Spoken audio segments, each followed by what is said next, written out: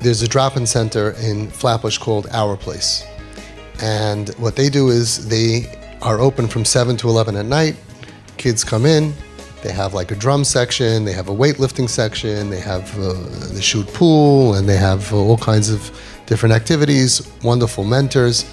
They had one year about 800 kids that dropped in. Like this, they get kosher food, they get to know the mentors, they have a good time, it's a non-judgmental atmosphere. And they needed funding from the government because they have a lot of overhead. Besides for the rent, they have a staff, they have a lot of therapists that are involved. So they went ahead and they applied for government funding. The government sent down somebody from the state to come take a look at this place, and this guy is in charge of after-school drop-in centers for kids who are not in school, right? And he comes into the place, and this is what he does. He goes from community to community. He comes into the place, and he's watching for like 15, 20 minutes. He sees these kids, these Jewish kids, our rebels, our dropouts, the worst kids that we have, quote unquote. And after like 15, 20 minutes of watching them playing nicely and being nice to each other, he says to the guy who runs it, he says, "What's wrong with them? They're nice kids. These kids are passing by and they're saying, 'Excuse me.' One kid came to offer him a drink.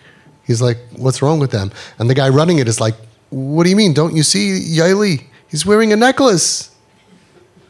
You don't see Chaim? He's wearing jeans.' Right? Sorry.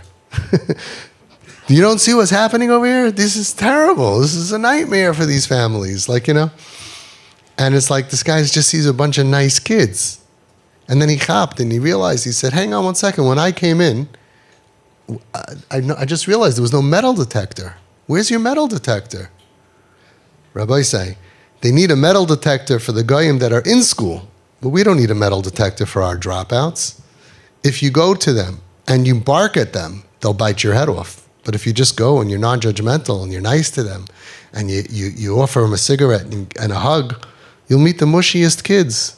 These are not dangerous kids, right? They say that the worst Jew is better than the best guy, right? But here you see it. These are our dropouts, but they're not killing anybody. This guy's used to all the dropouts from all the different communities. Let them get together with our dropouts and you'll see the difference. These are sweet kids. These are kids that if you don't antagonize them and you don't look down at them, they're not dangerous at all.